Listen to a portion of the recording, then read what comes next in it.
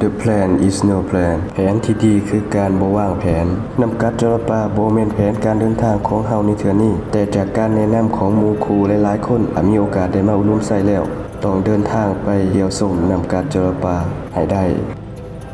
ตลอดสายทางได้เห็นวิถีชีวิตของชาวบ้านและธรรมชาติที่ยังอุดมสมบูรณ์จากสภาพที่เก่าของรถต้องได้จอดแวะข้างทางเพื่อดื่มน้ำหมอน้ำตลอดเวลา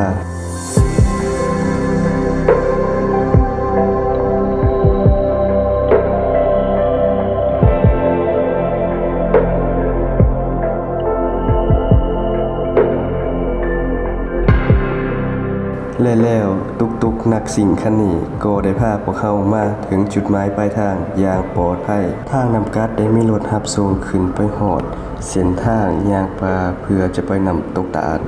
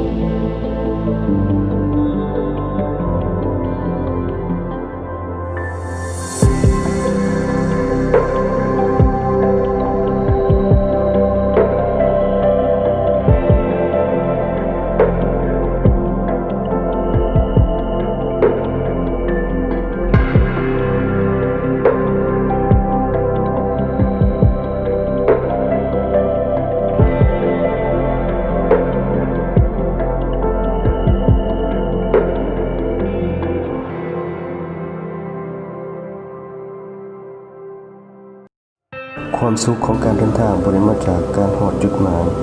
แต่มันได้มาจากขณะที่เรากำลังเดินทางไปจุดหมายต่างหาก